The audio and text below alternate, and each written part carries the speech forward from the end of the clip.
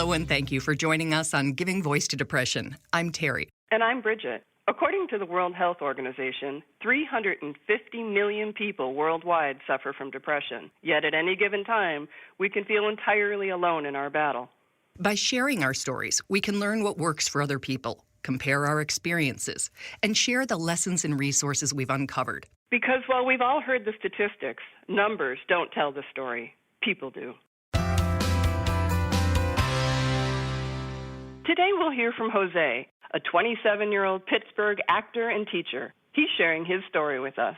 We first met him via email when he wrote, "I've been living with major depression for the last 2 straight years.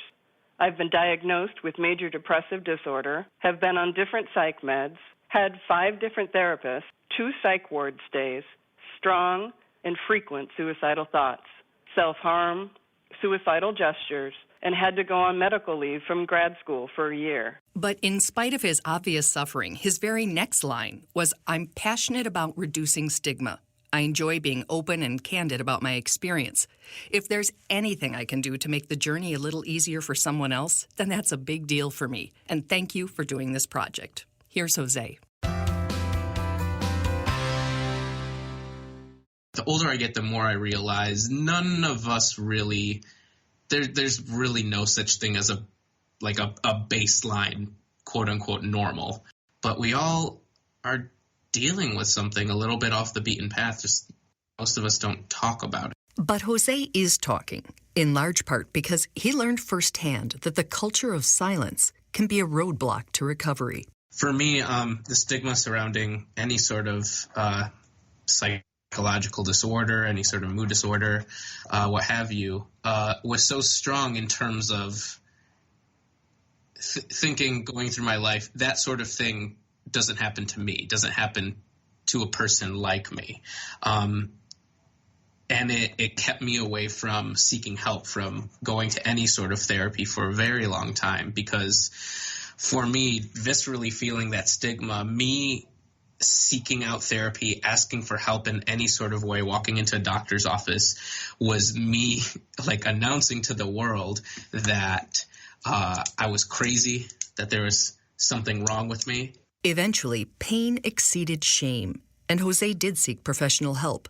But that ended up being the easy part. He still had to tell his parents. And given the way he'd been raised, I thought for sure I was going to lose their respect, which is the thing I probably value the most in the world. He describes it, for lack of a better term, as a coming out. And I was visiting home. I sat them down in the living room. I was crying so hard I could barely get it out. You see, Jose knew his parents had had really, really hard lives, experiencing what he called the worst things that can happen to people. And, well, they managed. Seeing that example of seeing, this perseverance, I thought I was going to shame them to no end, saying there is something happening to me that I have not been able to overcome, and that's beating me, and that it is this stigmatized thing after everything you've done for me. And what was their reaction?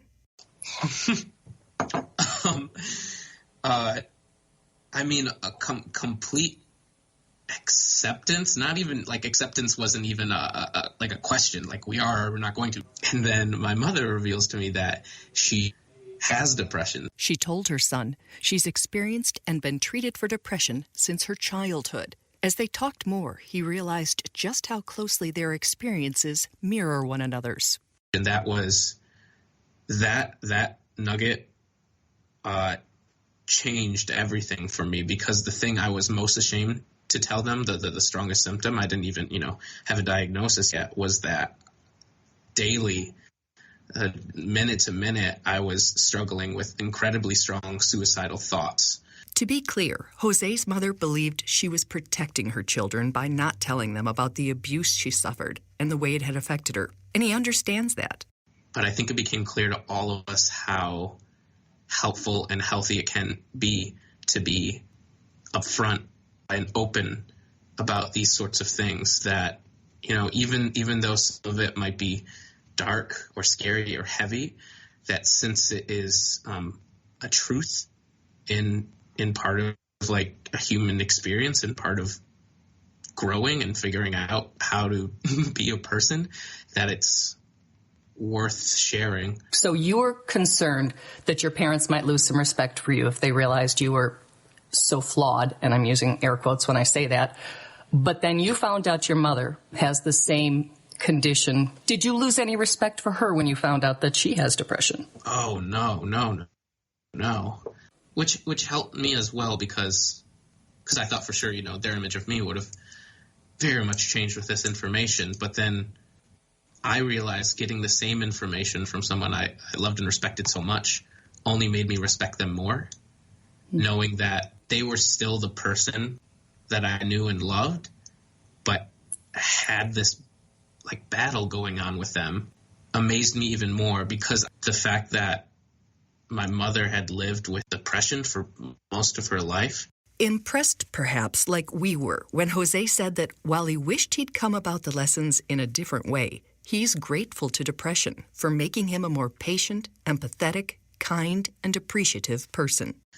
There is something big happens to you when you fight your way through a night wanting so badly, to kill yourself, ending up, taking razors to the skin, putting your head in a plastic bag, trying to fall asleep, and making your way through a night like that. And the daylight looks very different. Your cereal tastes very different. The way someone says hello to you sounds very different after having those kinds of nights. And again, while going through the experience is very, very tough. The clarity and the closeness to life that it gives you is a gift. That clarity has revealed to him that depression isn't a curse or a brokenness, but rather a condition within the sphere of the human experience. So while he'd been raised to believe that any problem could be conquered with hard work, dedication, and perseverance, he now knows that there are certain things that happen to you in life that you can't control, that are so hard to explain, and that don't require hard work. They require patience and love, and a lot of times surrender. Wow, such honesty and clarity. He really was. It was a hard story for him to tell, but he just dug right in and hit about every aspect of it you can. I've never heard a clearer description of stigma. Well, he's such a great role model of pulling the curtain back on mental illness. I mean, it creates connection and compassion that can only occur when we're real with one another and reveal our true selves. Mm-hmm. And it's not just truth when it's coming from your family. It's actually literally your medical history, too. And that's another reason it's important to share. You need to know what's going on so that, at the early stages, you can think, oh, this is that thing my mom warned me about, as opposed to waiting as long as he did to get the help he needed. That's right.